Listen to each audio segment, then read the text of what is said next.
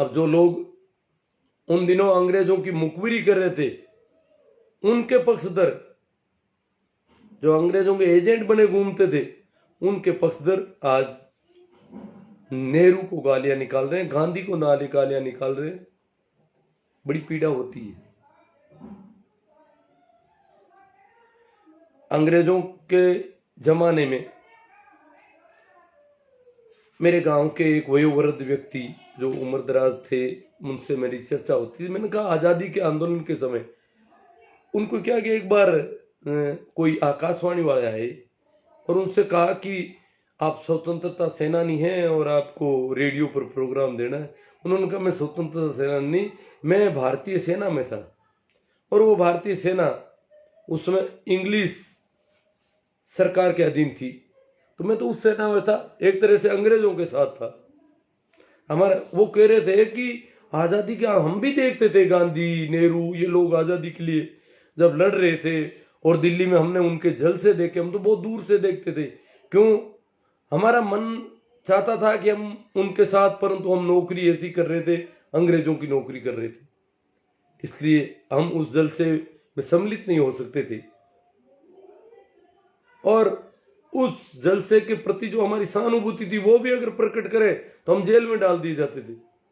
Jail का system बड़ा खतरनाक था। जो लोग ये मंदबुद्धि गोबरपुर कहते हैं गांधी और नेहरू अंग्रेजों से मिले हुए थे, उनको क्या जेल, कुछ जेल नहीं, जेल में सारी सुविधाएं थी, इनको पता नहीं है। उन्होंने इतने रईस खानदान का व्यक्ति कैसे, वो तो नेहरू की वजह से, गांधी की वजह से नेहरू आजादी के आंदोलन में कूदे थे। और गांधी का जो सिस्टम था उसको अपनाया था। वो शिष्य थे, प्रमुख शिष्यों में थे। लाल बहादुर शास्त्री थे तो वैसे ही गांधी की तरह सादे जीवन वाले थे, परंतु नेहरू भी उपवास करने में, भूखे प्यासे रहने में और कठोर जीवन जीने में। नेहरू को जुर्माने के साथ जब छोड़ने का अंग्रेजों ने कहा तो नेहरू ने कहा मैं जुर्माना नहीं दूंगा, वापस डाल दिया जाए जेल में, भले ही मुझे छूटने का शौक नहीं है। मतलब इतना इस प्रकार से वो विरोध है। अब ये कह रहे हैं उनको फांसी क्यों नहीं दी गई, ये कोई पैमाना थोड़ी है। उन्होंने संघर्ष किया है और नेहरू गांधी के साथ रहकर संघर्ष करना, बिल्कुल गांधी का बहुत सारे नियम थे, बहुत बड़े अनुशासन थे। कहते हैं कि गांधी के साथ बहुत बार जेल में रहे थे पटेल, और एक बार पटेल सुबह के नाश्ते में गांधी खजूर खाते थे, रोज के 10 खजूर भिगोते थे सरदार पटेल कि भाई गांधी सुबह का नाश्ता कर ले, दोपहर में जाकर के रोटी, तो वो भिगो करके वो गीले, भीगने के बाद गीले हो जाते थे, उनको खा लेते थे। तो एक दिन लगा, पटेल चाहते थे कि गांधी की सेहत गिर रही है, बहुत कम खाना खा रहे हैं जेल में रहते हुए, और थोड़े खजूर और भिगो दूं तो इनकी सेहत पर जो विपरीत असर पड़ रहा है वो बंद हो जाए और ये थोड़ा ठीक रहे, निरोग रहे। देश की आजादी के लिए बहुत महत्वपूर्ण व्यक्ति हैं। तो उन्होंने एक दिन 15 खजूर भिगो दिए कि सुबह थोड़ा इनका पेट ठीक भर जाए, तो इनके अंदर खून का संचरण ठीक हो। गांधी ने जब वो खजूर देखे प्लेट में, तो गांधी ने बुलाया पटेल को कि पटेल ये क्या कर दिया, ये खजूर कितने हैं, गिनो। पटेल ने कहा मां मैंने गिनकर ही डाले, 15 है। बोले इतने ज्यादा खजूर क्यों भिगोए आपने, जब 10 से काम चल रहा था तो 15 क्यों भिगोए, मेरा काम 10 से चल रहा था। उन्होंने कहा 10 और 15 में क्या फर्क है। पटेल ने कहा 10 और 15 में कोई बड़ा फर्क नहीं है, आपके जीवन के लिए अगर 5 खजूर रोज के ज्यादा हो तो गांधी की दृष्टि कुछ अलग तरह की थी। उन्होंने कहा 10 और 15 में कोई फर्क नहीं है, तो फिर 5 और 10 में क्या फर्क है। आज से 5 ही खजूर भिगोने हैं, कल से 5 खजूर ही भिगोए जाए, 5 से ही काम चल जाएगा। मतलब इस प्रकार की दृष्टि के व्यक्ति के साथ आंदोलन में रहना, संघर्ष करना, जेलों में यात्रा करनी और उस आंदोलन के अनुशासन से रहना, अहिंसा का भी नियम पालन करना, भूखे प्यासे संघर्ष करने की शक्ति के साथ सादगी से आंदोलन करना, और वो भी एक बहुत बड़े रईस घर के लोग। नेहरू के परिवार के लगभग सभी सदस्य अंग्रेजों की जेलों में रहे थे। उनको कोई अंग्रेजों की जेलों में कोई 5 स्टार सुविधाएं थी क्या अलग से? जो गोबर भक्त अक्सर बेवकूफी भरी बातें फैलाते हैं, उनके लिए है मेरी बात। तो जैसे इंदिरा गांधी बहुत बचपन में आंदोलन में साथ हो गई थी। सविनय अवज्ञा आंदोलन 1930 का, उस समय नेहरू कांग्रेस के अध्यक्ष थे। आपको पता होना चाहिए, रावी नदी के तट पर पूर्ण स्वराज्य का संकल्प उन्हीं दिनों लिया गया था कांग्रेस के अधिवेशन में, तो नेहरू की अध्यक्षता में 26 जनवरी 1930 को ही शायद है। उसके बाद वो 26 जनवरी का त्योहार स्वराज्य दिवस के रूप में मनाया जा रहा था। तो उन्हीं दिनों इंदिरा गांधी ने बाल चरखा संघ की स्थापना की थी, वानर सेना बनाई थी आजादी के आंदोलन के लिए। 1942 में इंदिरा गांधी पहली बार गिरफ्तार हुई, जेल में गई आजादी के आंदोलन में। तो इनके परिवार का एक एक सदस्य जेलों में रहा।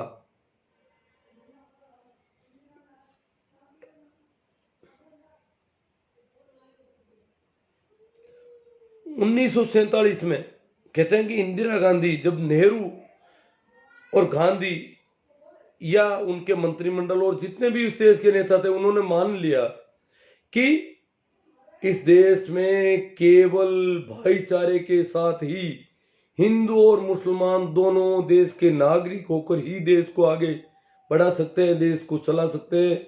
इसके अन्यथा कोई दूसरा विकल्प नहीं है। आपस में मारकाट, हिंसा या विद्वेष, जो एक दूसरे सांप्रदायिकता, ये इस देश के सबसे बड़े दुश्मन होंगे। इस देश में ऐसा कुछ भी संभव नहीं है। इस देश को धर्म पंथ निरपेक्षता के रूप में ही आगे बढ़ाया जा सकता है। तो इस मार्गदर्शन के तहत गांधी नोआखाली में डटे हुए थे। वैसे इंदिरा गांधी, दिल्ली में भी बहुत दंगे थे, बहुत मारकाट मची हुई थी। तो गांधी के मार्गदर्शन में 1947 में इंदिरा गांधी भी दंगा प्रभावित क्षेत्रों में काम कर रही थी।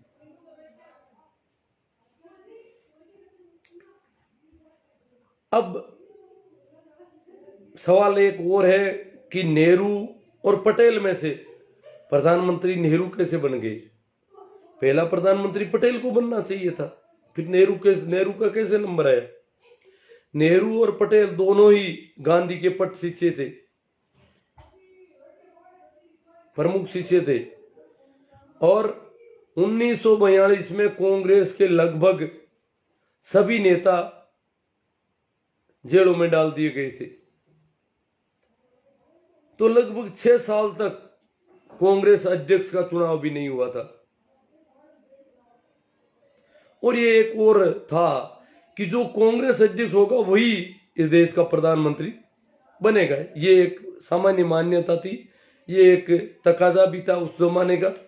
तो 6 साल से अबुल कलाम आजाद कांग्रेस के अध्यक्ष थे।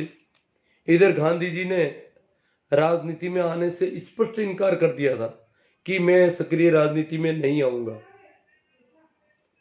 तो अब सवाल खड़ा होता है कि कांग्रेस का अध्यक्ष किसको बनाया जाए और प्रधानमंत्री कौन बने इस देश का। लंबे समय से अध्यक्ष पद के चुनाव नहीं हुए थे। 1946 में पहली बार वापस कांग्रेस अध्यक्ष पद का चुनाव होने थे। करीब करीब पूरे भारत में एक ही माहौल था कि सरदार पटेल को कांग्रेस का अध्यक्ष बनाया जाए। पटेल उम्मीदवारी में थे, परंतु पटेल भी गांधी के प्रमुख शिष्य थे, परंतु गांधी को नेहरू के मॉडर्न विचार बहुत पसंद थे। गांधी पूरी तरह से दक्यानुसी व्यक्ति नहीं थे। तो नेहरू के जो मॉडर्न आधुनिक विचार थे वो गांधी को बहुत पसंद थे। पटेल के बजाय नेहरू के विचारों से गांधी के मन में थी कि नेहरू प्रधानमंत्री बनना चाहिए। तो उन्होंने पटेल को मनाया कि अपनी उम्मीदवारी वापस ले ले, निवेदन किया और पटेल ने अपनी उम्मीदवारी वापस ले ली। और इस प्रकार नेहरू ने गांधी को, पटेल के बजाय नेहरू को गांधी ने प्रधानमंत्री के लिए प्रपोज किया अपनी तरफ से।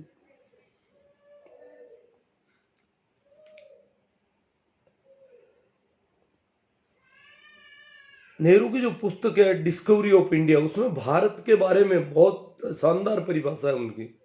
भारत है क्या? उनका भारत एक खोज है। भारत कोई भूभाग, क्षेत्रफल, ये ऐसा नहीं है। तो बहुत ही टैलेंट वाले व्यक्ति थे। सादा जीवन उनका नेहरू की, गांधी की वजह से था। उनका बहुत जीवन सादा था। ये जो बेवकूफ फैला रहे ना, ये था वो था, उनके कपड़े वहां से धुल के आते थे, पेरिस से धुले हुए कपड़े ही पहनते थे। गांधी की तरह वो भी ज्यादा कपड़े रखने के पक्ष में नहीं थे, क्योंकि गांधी के सिद्धांतों पर चलने वाले लोगों में से थे।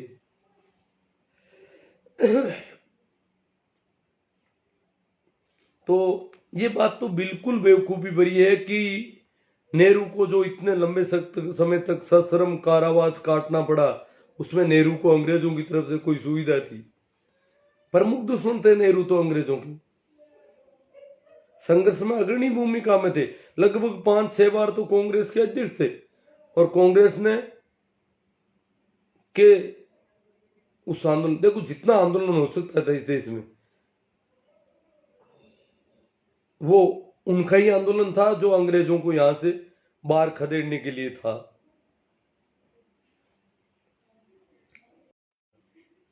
बहुत अलग तरह की परिस्थितियां थी।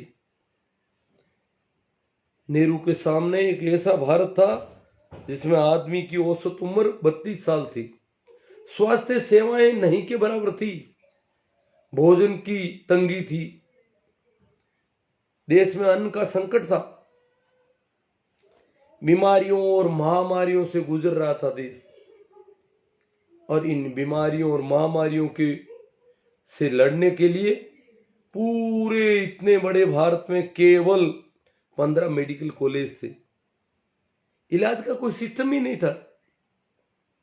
वो तो ये तो आजादी के टाइम का जो वर्णन हम देखते हैं, मैं मेरे बचपन की बताता हूं। हमारे अड़ोस पड़ोस के गांव में भी कहीं कोई स्वास्थ्य कर्मी नहीं था।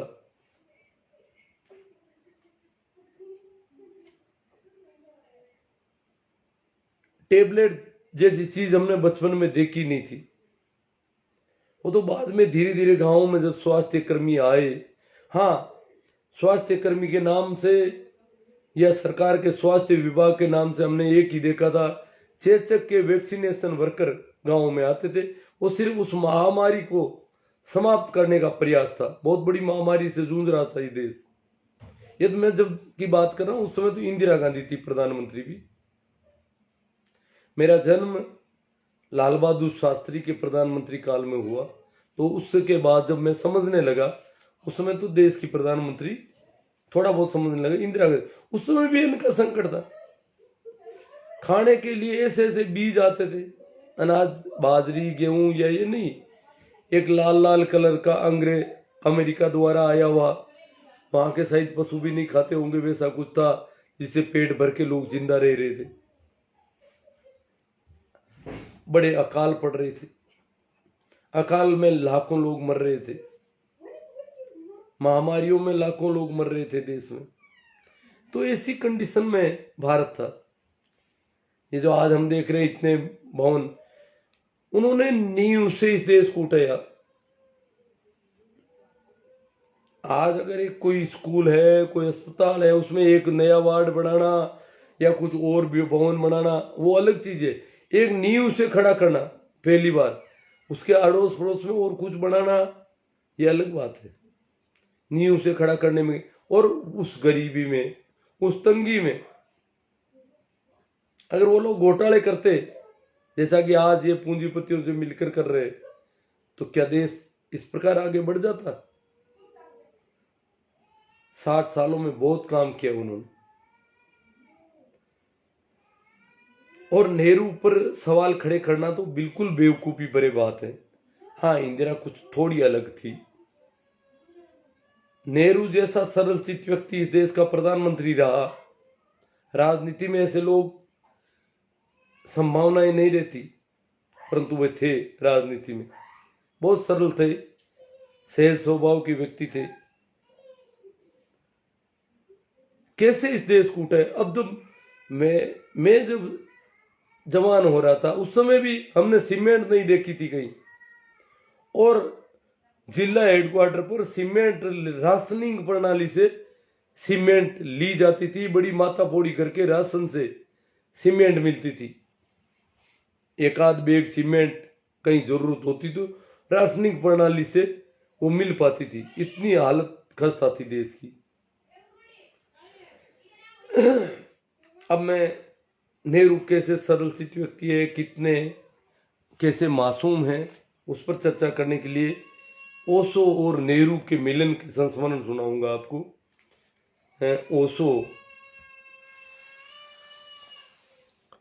ओशो पागल बाबा के साथ रहे थे बचपन के दिनों में। पागल बाबा एक नामचीन साधु थे, पंडित नेहरू के गुरु थे। पंडित नेहरू ही नहीं, शेख अब्दुल्ला से लेकर के भारत की सभी नामचीन हस्तियों के गुरु थे पागल बाबा, और ओशो उनके साथ रहते थे। मैं वो सारा घटनाक्रम आपको सुनाऊंगा। तो कहते हैं कि पागल बाबा का और ओशो का पहला मिलन, ओशो बचपन के थे, नदी तैर रहे थे, बाबा भी तैर रहे थे, ओशो भी तैर रहे थे। बाबा को ओशो ने पीछे छोड़ दिया। उस समय उनका नाम रजनीश था। पीछे छोड़ दिया तो पागल बाबा को आश्चर्य, वो बहुत अच्छे तैराक थे। वापस जब तीर पर बैठे दोनों, तो पागल बाबा उनकी तरफ देखते रहे और उनको लगा ये कोई अलग तरह का आदमी है। उन्होंने दोस्ती गांठ ली, एक बूढ़ा एक जवान। जवानी क्या, पढ़ रहा था, विद्यार्थी था। दोस्ती हो गई दोनों में। अब पागल बाबा ने उस समय ओशो के चरण छुए, एक बच्चे के चरण, एक देश का माना हुआ साधु छू रहा। पागल बाबा का नाम पागल बाबा इसलिए था, वो पागलों जैसी हरकतें करते थे। कई बार जब चाहे पागलों जैसी हरकतें शुरू कर देते थे। तो ओशो को पागल बाबा अपने साथ रखने लगे जहां भी जाते, और हरकतें ये कि जहां भी जाते, जिसके यहां मेहमान होते, उसको ये कहते कि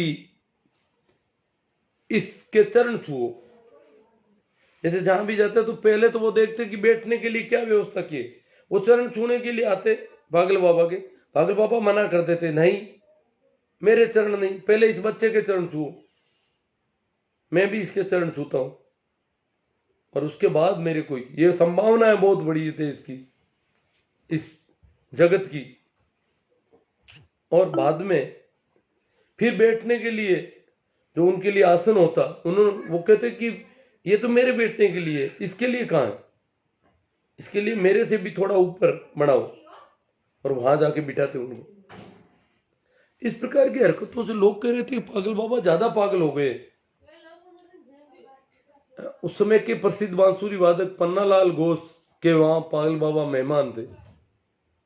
पन्नालाल घोष पागल बाबा के सामने आके चरण छूने लगी तो उन्होंने मना कर दिया, नहीं भाई, चरण पहले उनके छुओ, फिर बाद में देख लेना मेरे। तो पन्नालाल घोष माने वे विश्व प्रसिद्ध बांसुरी वादक थे, उन्होंने एक बच्चे के चरण छुए, रजनीश के चरण छुए। तो रजनीश ने कहा कि इसने चरण ढंग से नहीं छुए, अंदर से मन में अलग है, यूं ही झुक रहा है, झुकाया जा रहा है जैसे ऐसे जबरदस्ती था, और इतने बेहुदे ढंग से इसने नमस्कार किया है कि मैं इसके थप्पड़ लगाऊंगा। पागल बाबा ने कहा लगा थप्पड़। और रजनीश ने कहते हैं कि इतने विश्वविख्यात बांसुरी वादक के थप्पड़ लगा दी। पर तो वो तो पागल बाबा के शिष्य थे, उन्होंने फिर भी वो सब कार्यक्रम हुआ। बाद में लोग डरने लग गए, पागल बाबा को लोगों ने बुलाना बंद कर दिया। वो एक ऐसे बेहूदे लड़के को साथ में रखते हैं जिसके पैर छूने पड़ते हैं और वो तरह जैसी हरकतें करता है उसको कुछ भी ना नहीं देते, जैसा वो कहता है वैसा करवा लेते। तो इस प्रकार के लोग पागल बाबा से भी किनारा करने लगे। जो पागल बाबा के शिष्य थे, मैंने बताया कि इस देश की नामचीन हस्तियां उनकी शिष्य थी। फिर पागल बाबा जब विदा होते हैं इस पृथ्वी से तो अपने शिष्य मस्तों को इंतजार करते हैं। उसने पागल बाबा को पूछा भी था कि पागल बाबा, अब आप ज्यादा दिन के मेहमान तो नहीं हो, पता नहीं क्यों आप अभी भी यहां पर रुके हुए हो। पागल बाबा ने कहा हाँ मैं जाऊंगा, मैं थोड़ा किसी का इंतजार कर रहा हूं। और उन्हीं दिनों मस्तो नाम का लंबा छरारा नवयुवक वहां आता है, जवान, और वो आकर के पागल बाबा के पास आता है कहीं से और आकर के चरण छूने लगता है। पागल बाबा मना करते हैं, ये क्या कर रहे हो, चरण पहले इनके छू। तो मस्तो एकदम से रुक जाते और जाकर के उनके चरण छू लेते। फिर पूछते हैं अब आपके छू लूं, कहा अब छू लो मेरे। इस प्रकार मस्तो तो खुद साधु थे। तो मस्तों को पागल बाबा कुछ काम देते हैं। मुख्य रूप से काम ये देते हैं कि ये जो व्यक्ति है, ये बच्चा जो है पढ़ेगा तो पढ़ाई की सारी सुविधाएं तुम्हें करनी है, जो भी चाहिए, चाहे इसके लिए कुछ भी करना पड़े, खर्चे का प्रबंध वो व्यवस्था करनी है। और मैंने वादा कर लिया इससे कि ये एमए करेगा, इसलिए एमए तक इसको पढ़ना है। ये पढ़ना नहीं चाहता था परंतु मैंने इससे वचन ले लिया है, इसलिए अब एमए तक पढ़ेगा। और इस दौरान भी हो सकता है इसके ऊपर कोई खतरा आ सकता है, तो वो रक्षा की जिम्मेदारी मैं सौंप करके जाता हूं। बाद में भी इसके जीवन को खतरा आ सकता है, क्यों ये बहुत बेबाकी से बोलेगा। जब मुकर होगा तो पता नहीं क्या क्या कितने खतरे मोल ले सकता है। और ये जीवन इसका लंबा चलना चाहिए, कुछ संभावना जिसकी कम है, क्योंकि इस प्रकार जब बात होगी तो लोग मारने को दौड़ेंगे। तो इस प्रकार की हिदायत देकर के पागल बाबा उसको कहते हैं कि पंडित नेहरू वगैरह सबको, जो भी अब आने वाले समय के इस देश के, पंडित नेहरू उस समय प्रधानमंत्री बन गए थे, हैं, उन सब को ये मेरी तरफ से कह देना कि इसका विशेष ख्याल रखा जाए। यूं करके पागल बाबा विदा हो जाते हैं, यहां से चले जाते हैं। उसके बाद ओशो मस्तो को बड़ी उम्र के हिसाब से संबोधन कर रहे थे, तो मस्तो ने मना कर दिया, नहीं आप मुझे केवल मस्तो ही कहेंगे। ओशो ने कहा मस्त बाबा, तो कहा नहीं मस्त बाबा नहीं कहोगे, क्योंकि मेरे गुरु यहां से विदा हो गए, अब आप ही मेरे गुरु हैं, उन गुरु की जगह है आप। उम्र में छोटे थे। फिर मस्तों ने ओशो को कहा कि हम पंडित नेहरू से मिलने चलेंगे। कहते हैं कि जबलपुर से वो ट्रेन में बैठे और वो ट्रेन जयपुर आई तो जयपुर उतरे थे वो लोग। ओशो अपने संबंध में ये बताते हैं कि हम लोग जयपुर उतरे। जयपुर रेलवे स्टेशन से 13 किलोमीटर दूर एक पहाड़ी पर एक राजा का महल था, वहां हम मेहमान हुए उस दिन। जब उस राजा के महल में हम लोग गए तो राजा अगवानी करने आया और मस्तों के पैर छूने लगा, तो मस्तों ने मना कर दिया कि नहीं, पहले पैर इनके छुओ। पागल बाबा भी इनके पैर छूते थे। तो वो राजा जाकर के उस कम उम्र के युवक के पैर छूता है। रजनीश मस्तों से कहते हैं कि पैर ठीक ढंग से नहीं छुए, ये तो राजा है और राजा की अपनी अकड़ होती है, और छोटी उम्र के आदमी के पैर छूने पड़े तो थोड़ी दिक्कत भी आती है। तो उन्होंने कहा कि पैर ढंग से नहीं छुए, कह दो कि एक बार और प्रयास कर ले। तो दूसरी बार वो विनम्र होकर के उनके पैर छुए और फिर अंदर जाकर के जो महिलाएं थी, रानियां थी, उनको भी सबको समाचार दिया कि कोई साधु मेहमान आए हैं और आप लोगों को छोटे वाले साधु जो हैं उनके पैर पहले छूने हैं। तो वो तो महिलाएं थी, उनमें तो ज्यादा अहंकार वाली होती नहीं, उन सब ने आकर के पहले रजनीश के पैर छुए, फिर मस्तों के छुए, यूं करके ये घटनाक्रम उसको बताते। फिर शाम को भोजन के बाद वो राजा उनसे पूछते हैं कि आपका कल का क्या कार्यक्रम है, ताकि मुझे इसकी थोड़ी सूचना दें आप, ताकि मैं उस तरीके से जो कुछ कर सकूं। तो मस्तों ने बताया कि हम पंडित नेहरू से मिलने जा रहे हैं दिल्ली। तो राजा ने कहा कि आप ऐसा करो, जब यहां से दिल्ली जा रहे हो तो यहां से मेरी कार ले जाओ, ताकि सहूलियत रहेगी आप लोगों को। तो मस्तों ने ओशो से पूछा क्या हम कार ले लें? उसने कहा भले ही ले लो कार, तो पर हम सुबह जल्दी यहां से निकलेंगे फिर, और मैं नहीं चाहता कि अब हम सब लोग मिल लिए, मैं नहीं चाहता कि ये लोग हमें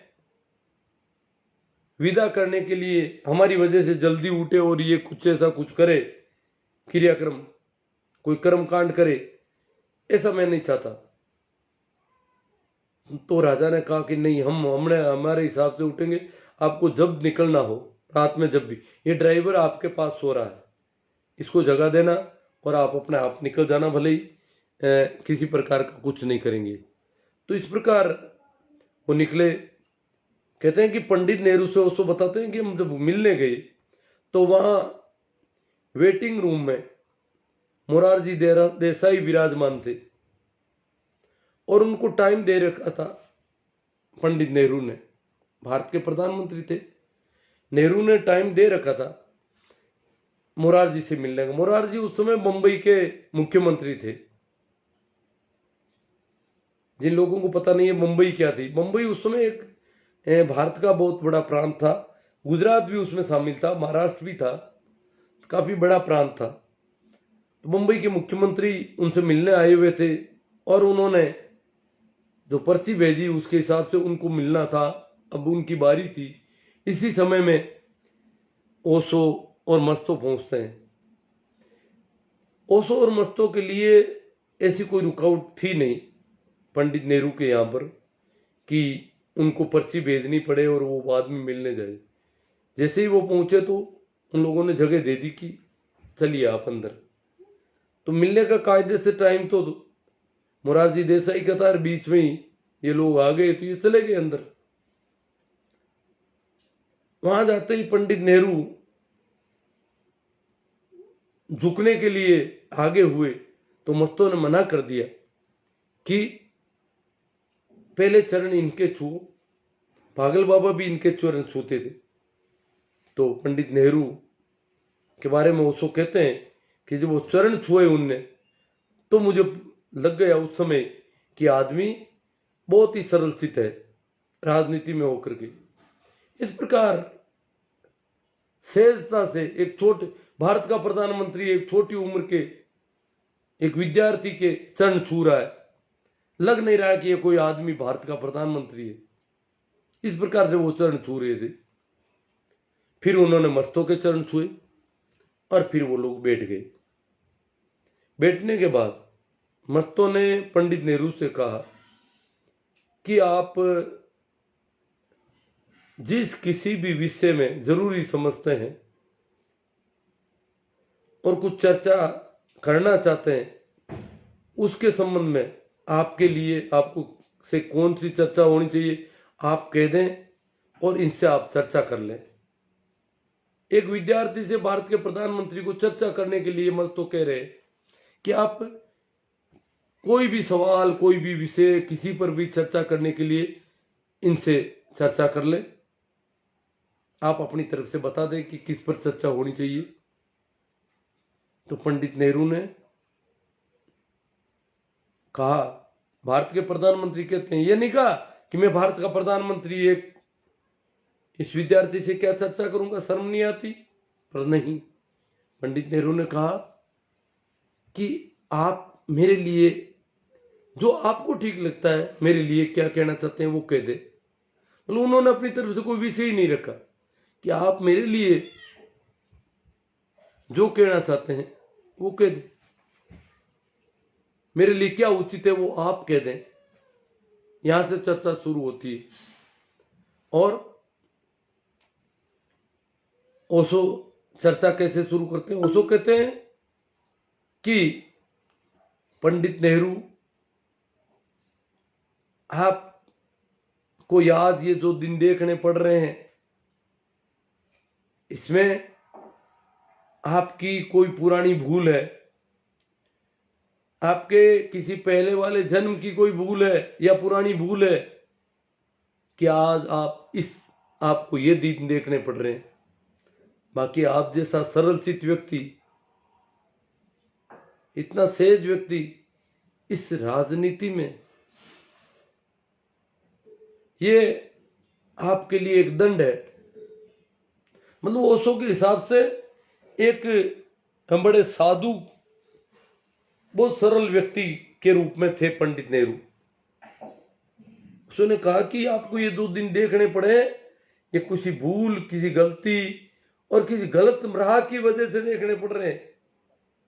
बाकी आपका जीवन तो कुछ और तरह का होना चाहिए। कहते हैं कि इतना सा सुनते ही पंडित नेहरू जार जार रोने लगे,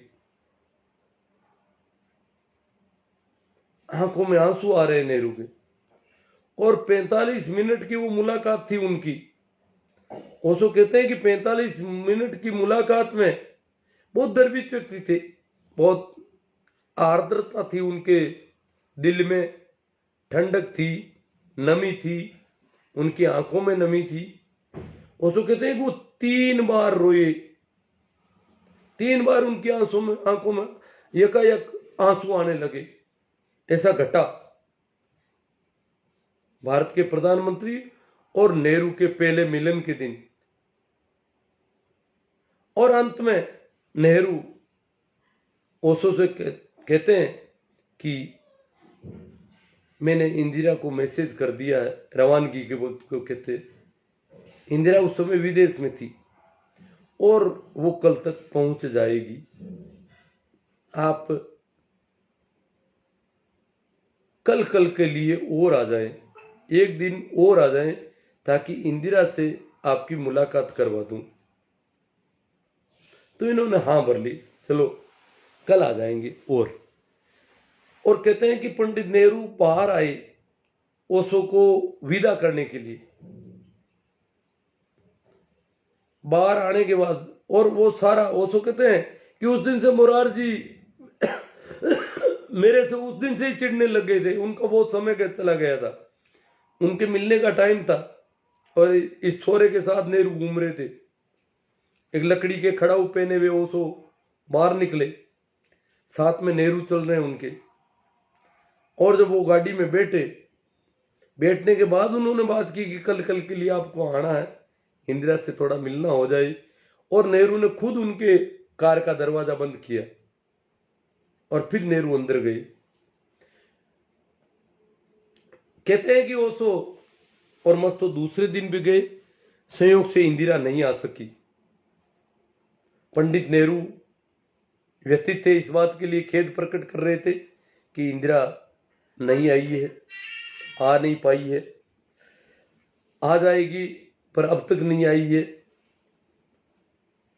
और आपको मैंने एक दिन के लिए और कह रखा था, अब मैं तो नहीं कह सकता कि आपको कल और आना चाहिए। आपकी अपनी कोई सहूलियत हो, क्या हो, और मैं चाहता हूं कि इंदिरा से मुलाकात जरूर हो, ये मेरी, इसीलिए मैंने उसको वहां से बुलाया है। परंतु आज मुलाकात हो नहीं पा रही है। संभव हो तो कल आप एक बार और आ जाए। आज उस दिन फिरोज वहां पर थे। फिरोज और नेहरू की मुलाकात उस दिन हुई और दूसरे दिन तीसरे दिन वापस गए तो उस समय इंदिरा की उनसे मुलाकात भी हुई। यह उस समय की बात है जब भारत के पहले प्रधानमंत्री एक विद्यार्थी से मिल रहे थे। तो इतने सरल चित्त सहज व्यक्ति थे, एक तरह से साधु की तरह थे पंडित नेहरू। और उनके बारे में ऐसी बेहूदी पोस्ट है जो ये मंदबुद्धि गोबर भक्ति, इनको कुछ पता नहीं, जो भी कचरा मिलता है फेंकते रहते हैं दिन भर कि नेहरू तो ऐसा था, नशेबाज था, नशेड़ी था। नेहरू गांधी के संपर्क की वजह से नेहरू भी भोजन की बहुत लिमिट थी, बहुत साधक थे, एक तरह से बहुत ही अनुशासित जीवन। गांधी के साथ काम करना कोई छोटी बात नहीं है। गांधी की तरह का अनुशासन पालन करना पड़ता है। गांधी के बहुत अनुशासन थे, बहुत नियम थे।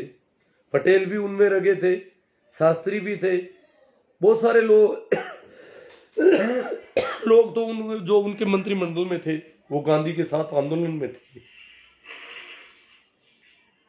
अब मैं कुछ आपके तरफ से जो आ रहे हैं उन पर चर्चा करूं, कमेंट पर चर्चा करूं।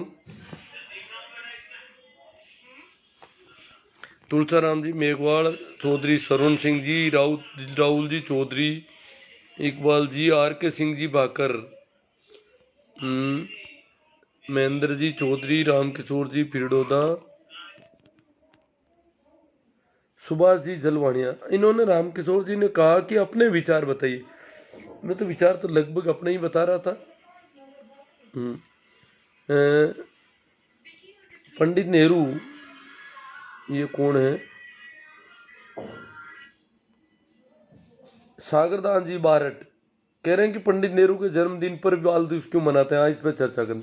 पंडित नेहरू बच्चों में बहुत लोकप्रिय थे, बहुत प्यारे, बच्चों से बिल्कुल बच्चों जैसे थे, खुद ही बच्चों की तरह ही थे और बच्चों से विशेष लगाव था, चाहे कहीं भी जाते थे। ये नहीं है कि मैं भारत का प्रधानमंत्री हूं, छोटे बच्चों के साथ घुल मिल जाते थे पूरे। और उन्हें बच्चों से, क्योंकि वो बच्चों की तरह ही मासूम थे और अपनी मासूमियत की वजह से वो बच्चों से ज्यादा उनका लगाव था, इसलिए वो चाचा नेहरू के नाम से प्रसिद्ध हुए। बच्चों के, देश भर के बच्चों में, दुनिया भर में नाम भी जाते, बच्चों से विशेष रूप से मिलते, तो इसलिए बाल दिवस उनका जन्मदिन मनाया जा रहा है। पीके human sir, Harji Ram ji Saran human, पीके ह्यूमन जी अभी मिल गए थे अपने बच्चे के साथ। बोले मेरे बच्चे की बहुत तमन्ना थी, संयोग से रास्ते में मुठभेड़ हो गई तो कि भाई कभी हम मिलेंगे। कि मेरा छोटा सा बच्चा उनका बहुत ही, ये आपका, वो कह रहे थे पीके ह्यूमन की आपका सबसे छोटा फॉलोवर है। अब कुछ बच्चे भी, मुझे भी बच्चे सुनते हैं, ये बात मुझे तब पता चली जब लॉकडाउन के दौरान एक मित्र का फोन आया मेरे पास। बोले कि बच्चों को बाहर नहीं निकलने दे रहे हैं और क्योंकि लॉकडाउन था, शहर में रह रहे थे, तो गली के बाहर भी बच्चे निकल नहीं पा रहे थे, रोक रखा था प्रशासन ने। तो उन्होंने कहा कि आप मेरे इस बच्चे से थोड़ी बात कीजिए, ये आपका फॉलोवर है, छोटा सा है परंतु आपको सुनता है, आपसे इसका प्रेम है। तब मुझे पता चला कि कई परिवारों के बच्चे भी परिवार के साथ मुझे सुनते हैं, मेरी बात मुझे जानते हैं, मेरे नए नए मित्र हैं। फॉलोवर के तो मैं पक्ष में नहीं कि कोई किसी का फॉलोवर हो, फेसबुक में उसे फॉलोवर कहा जाता है। हजी राम जी सारण, हाँ राम जी, हीरालाल जी दिवरैया, लाइव तो सही चल रहा है। नसीरदान जी जाखंड, नसीरदीन जी जाखंड, नसीरदीन जी, हाँ राम जी, भाई शोभा राम जी खुड़कुड़िया, हाँ, मेहराम जी निर्मल, प्रणाम गुरु जी। आप वास्तव में एक सचेतक समाज सुधारक हो, हमारे मार्गदर्शक हो, और आपसे हमें बहुत सी जानकारियां मिली है जिनका अनुसरण हम अपने जीवन में यथासंभव प्रयास करेंगे। ये मेहराम जी निर्मल के कथन है। मनीष जी जांगीड़, रामचंद्र जी पिचकिया, खीमा राम जी चौधरी, थोड़ा जुकाम हो रखा है मुझे, नेम जी सोमड़वाल, सागरदान जी भारत सीयू, और कोई दूसरा भारत जी कह रहे हैं पंडित नेहरू की मृत्यु से पहले 20 नवंबर को बाल दिवस मनाया जाता था। नेहरू जी की मृत्यु के बाद उनकी जयंती बाल दिवस के रूप में मनाया जा रहा है। उसकी तारीख चेंज करने की बात हो रही है, तो लोगों में गुस्सा क्यों? तारीख चेंज क्यों करनी है? नेहरू बच्चों में बहुत लोकप्रिय थे। भारत जी आपको पता नहीं है? गोबर भक्त आईटी सेल की बातें आपको पसंद आ रही है? आपको पता नहीं है कि नेहरू बच्चों में कितने लोकप्रिय थे? एक तरह से बच्चों की तरह थे वो। तो अब तारीखें चेंज करना, नाम चेंज करना, ये वर्तमान सरकारों का काम रह गया है। और करना क्या है?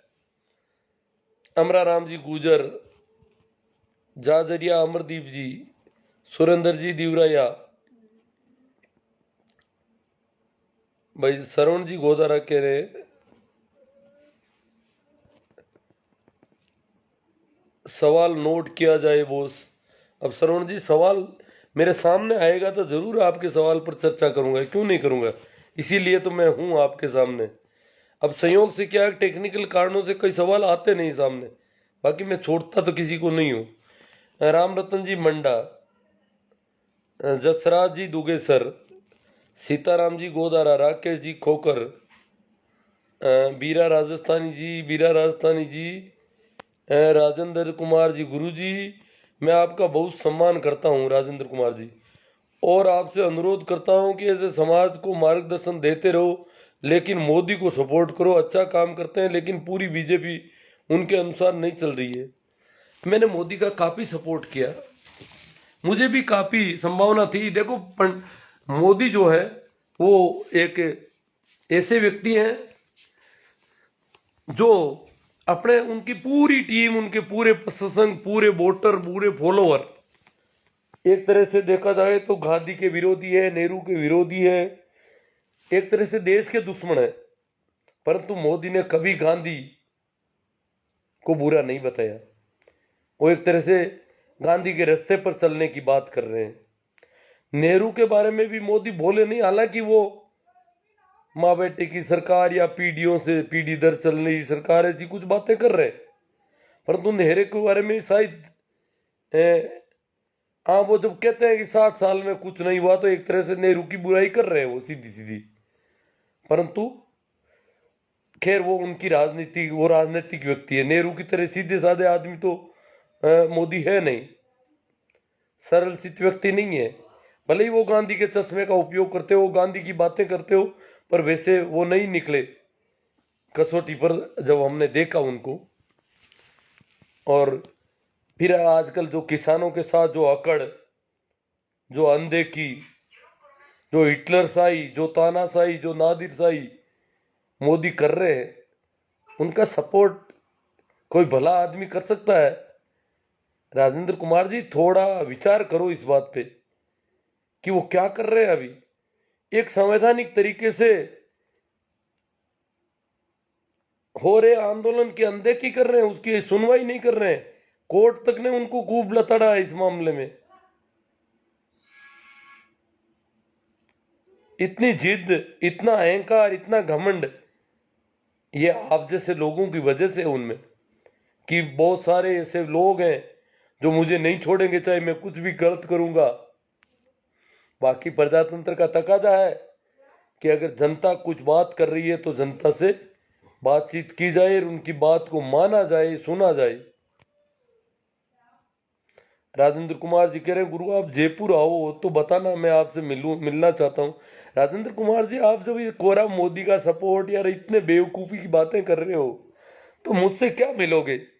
ऐसे ही लोगों से मिलते रहो जो मंदबुद्धि है, जो गोबर भक्त हैं, जो आईटी सेल से प्रभावित रहे। मुझसे मिलकर क्यों अपना समय खराब कर रहे हो और मेरा कर रहे हो?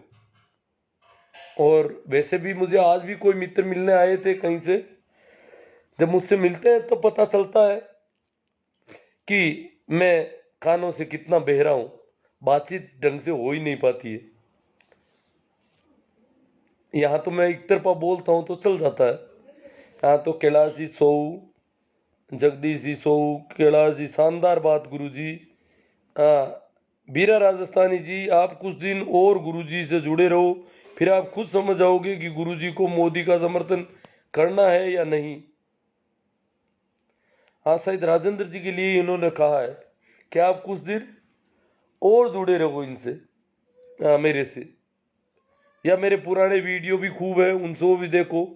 सर्व संत महापुरुषों की जय हो। राम पोमा राम जी बीरट, राम प्रसाद जी शरण, जैसा राम जी जानी, पंकज जी, जैसा राम जी की कोई बात याद आ गई, मैं तो भूल ही गया। इनके कोई व्यवस्था करनी थी, संयोग से इनका व्हाट्सएप मैसेज का जवाब भी नहीं दे पाया, और व्हाट्सएप मैसेज देख भी कम पाता हूँ। और जिन लोगों को मैंने व्यवस्था के लिए कह रखा था उन्होंने कोई व्यवस्था नहीं की। हाँ हाँ, जवाब नहीं दिया। जैसा राम जी कह दिया कि एक छोटा सा काम का जवाब नहीं दिया, सही बात है, जवाब नहीं दिया था। जिन लोगों को मैंने कहा था कि भाई ऐसी कोई व्यवस्था करनी है, उनकी तरफ से जवाब अभी तक आया ही नहीं, कोई मतलब ही नहीं रहा। खैर उस बात का तो टाइम भी हो गया, अब तो आपने कोई व्यवस्था कर ली होगी उसके लिए। अब आपका नाम आया तो मुझे बात याद आई, और उनको 2-3 बार जब मैसेज किया, 2-3 बार कहा, उन्होंने कहा बताता हूँ, ये करते हैं, हम यहाँ कर देंगे, ऐसे कर देंगे। पता नहीं वो भूल गए और उसकी वजह से मैं भी भूलता रहा। कैसा राम जी लेगा, मेरे भी ज्ञान मान रहे हैं, ले लो। कैसा राम जी लेगा कह रहे। कैलाश जी सो, तुम्हारे से मेरा तो दुनिया में भी नहीं होगा रे मेरे हिसाब से। यो कैसा राम जी को जवाब देने। विकास कुमार जी,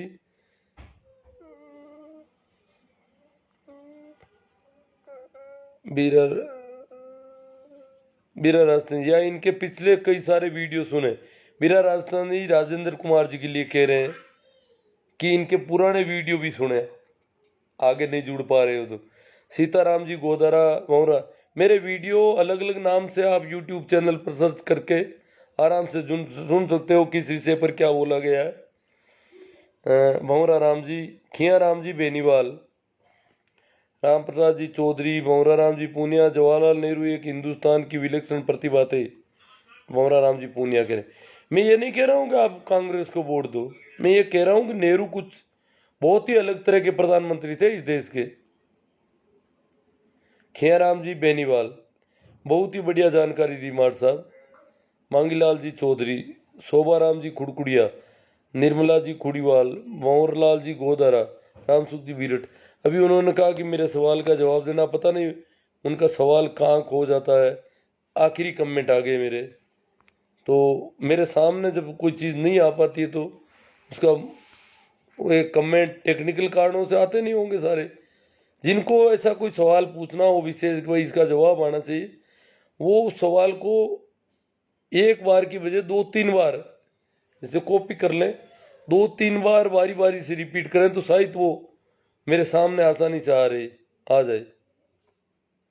ये जो कमेंट अभी तक देखे हैं वो सारे आ रहे हैं, और उनका क्या सवाल था, किस पर वो मेरे से बात करवाना चाहते थे, वो मेरे सामने अभी भी नहीं आया। तो ठीक है, इतना कहकर मैं आपसे विदा लेता हूँ। धन्यवाद, प्रणाम, नमस्कार, राम राम। इसको शेयर करना नहीं भूलें। यूट्यूब चैनल पर भी मेरे वीडियो आपको ठीक लगे तो देखते रहें, और अपने मित्रों को भी शेयर करें जो बात आपको ठीक लगती है, विभिन्न सोशल साइट के माध्यम से। आभार।